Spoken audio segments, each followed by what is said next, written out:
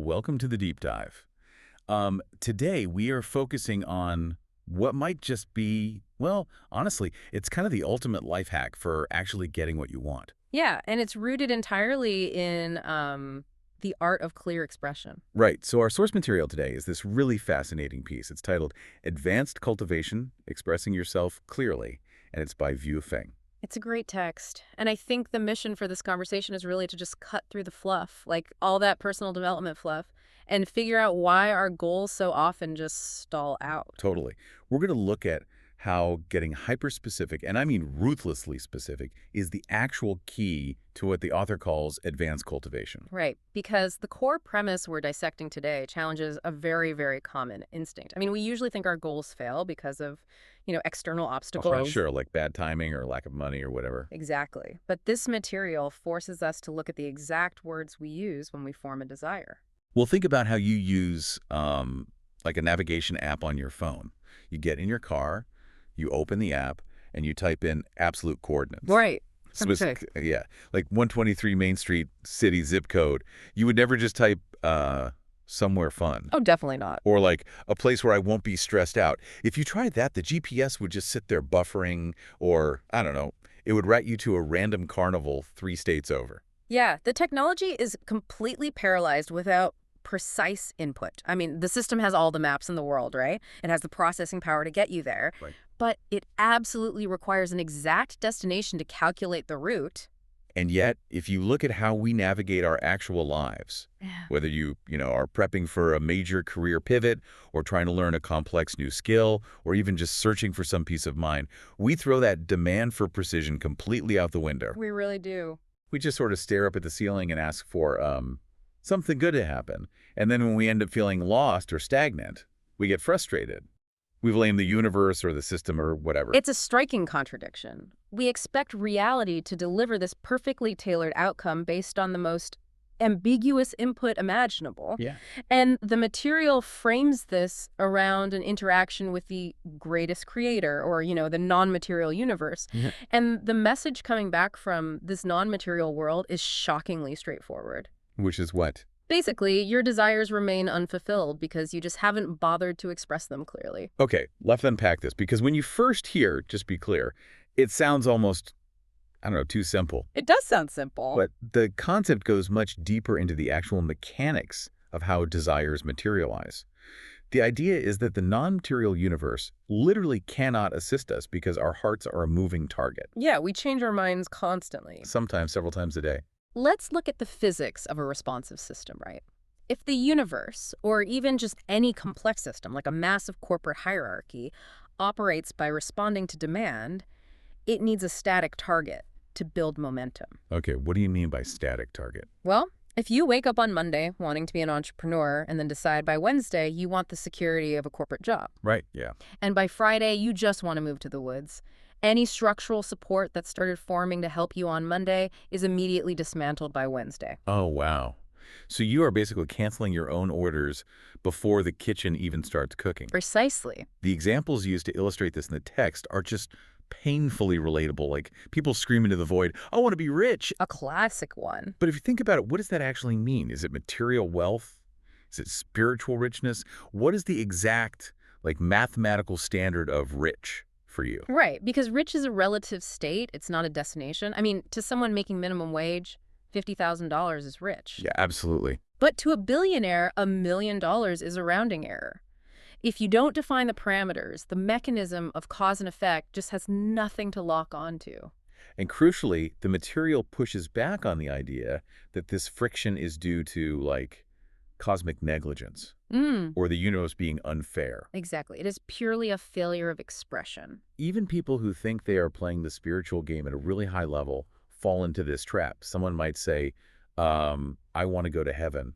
And the non-material universe is stuck asking, which one? Yeah, the text is great here. It is. The source material throws out all these specific esoteric examples, asking if you mean the 1,000-year world, the 10,000-year world, or the celestial islands continent. Which highlights how vague we usually are. Right. And regardless of what your personal version of heaven looks like, whether it's a literal cosmic afterlife or just a quiet retirement cabin by a lake somewhere, if you just say heaven, you're giving the universe a blank canvas.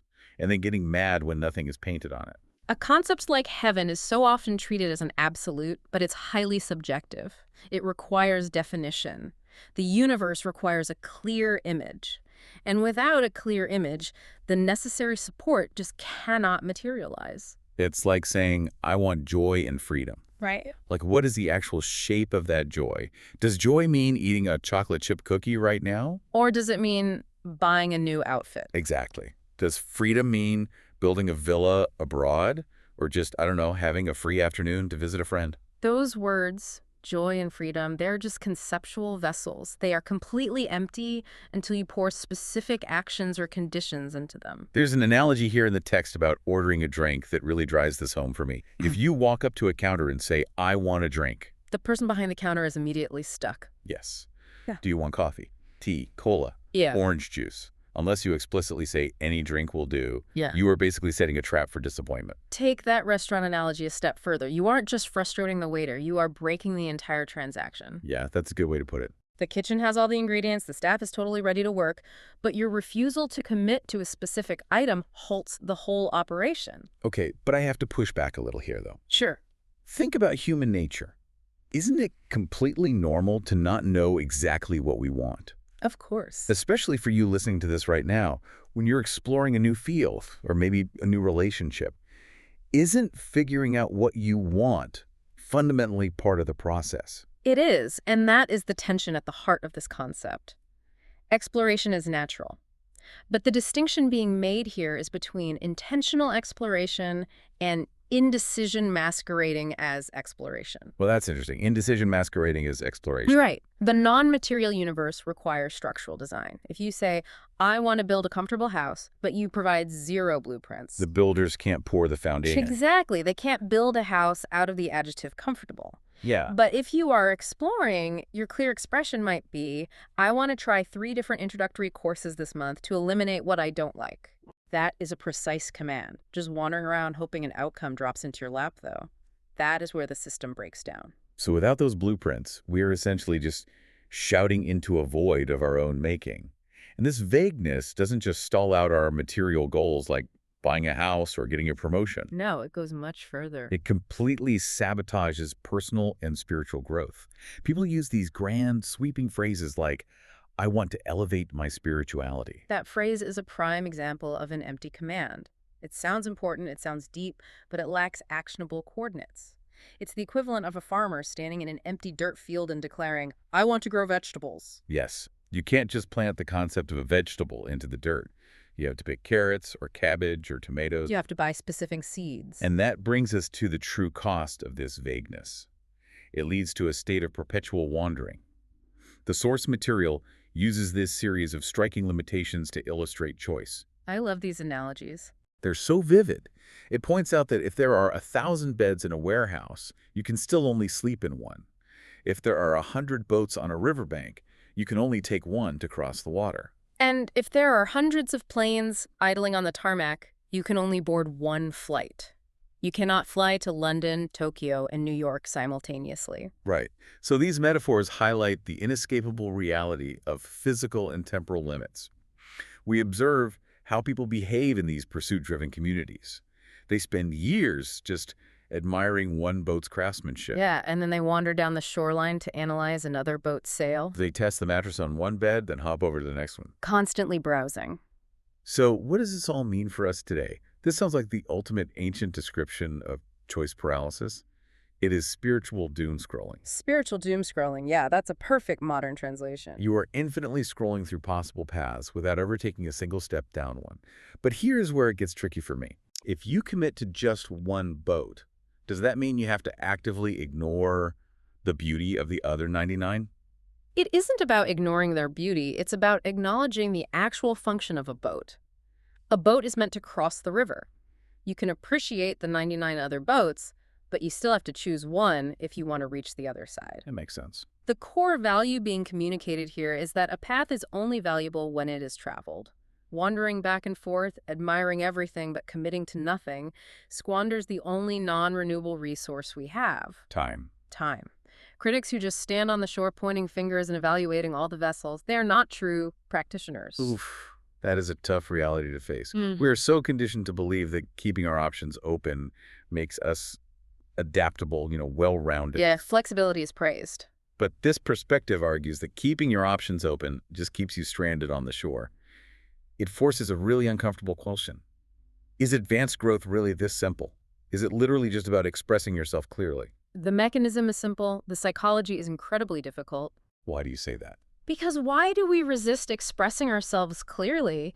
It's because making a definitive choice strips away the comforting illusion of infinite potential. Oh, wow. When you choose one boat, you have to grieve the 99 you didn't take. You are closing doors.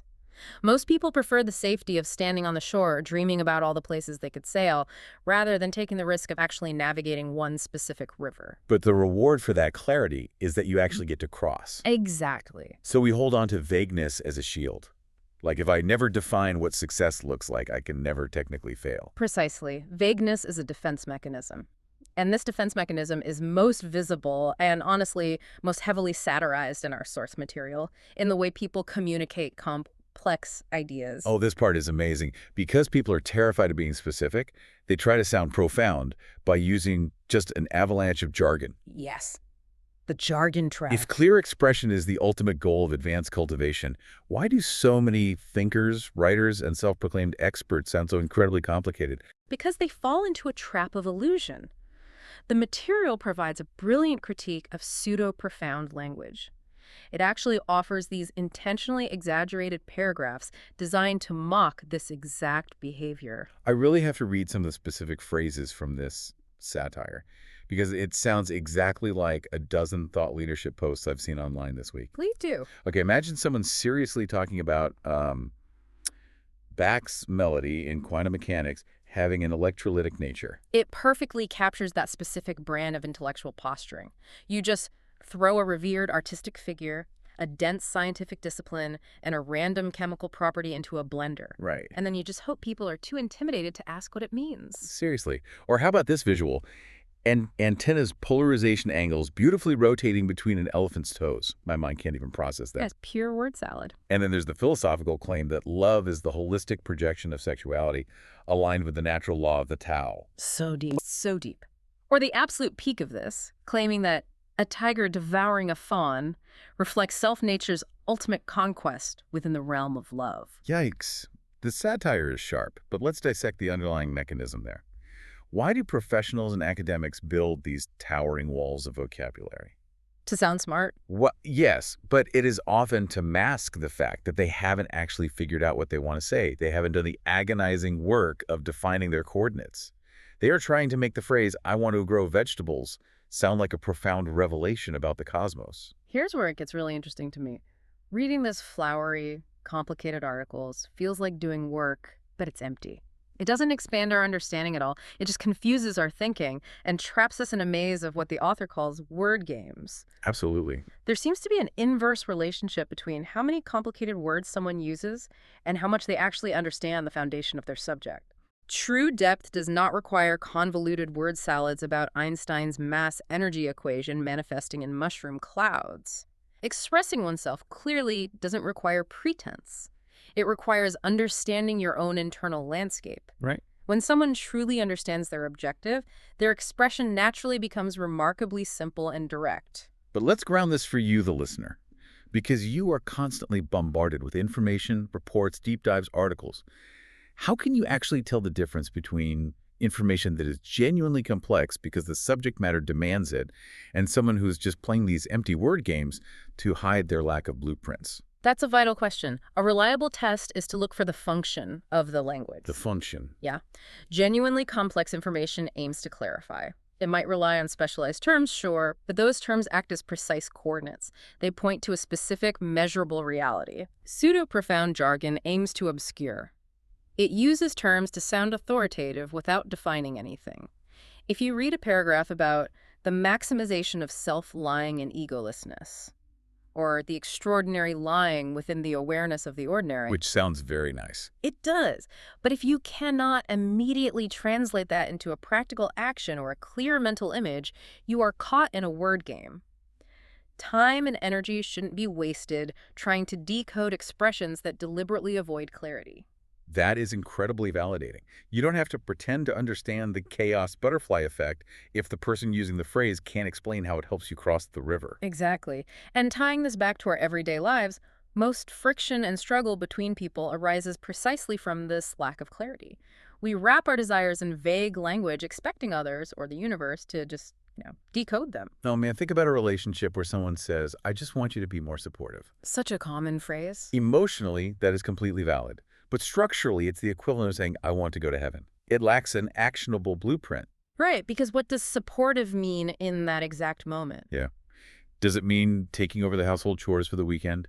Does it mean listening to a vent session for 20 minutes without offering a single piece of advice? And without that clear expression, both people end up frustrated.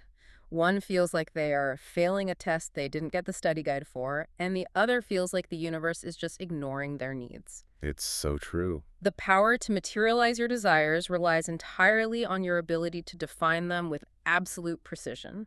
The system, whether that is a non-material creative force, your career network, or just your own family, is waiting for your coordinates. So as you go about your day-to-day, take a hard look at whatever you are striving for. Whether you're prepping for a crucial meeting, asking for a promotion, or trying to learn a new skill, are you vaguely asking for a drink and hoping the universe guesses what you actually want? Or are you specifically asking for orange juice? Exactly. Are you standing on the shoreline, analyzing the paint job on 100 different boats, or are you finally going to commit, step into one boat, and actually cross the river? The barrier isn't a lack of cosmic support. The barrier is the courage to know exactly what you want. The navigation system only kicks in when you give it an exact destination. But I want to leave you with a final, slightly provocative thought to mull over until our next deep dive. Let's hear it. If the universe, or the non-material world, only responds to exact, specific coordinates, what happens if you do the hard work, you precisely define a goal, you step into the boat, but halfway across the river you realize you picked the wrong boat? That's a great question. Does hyperclarity lock us into a mistake? Or does making that clear, definitive choice finally generate the forward momentum we need to, learn how to steer? Keep that in mind as you map out your coordinates today.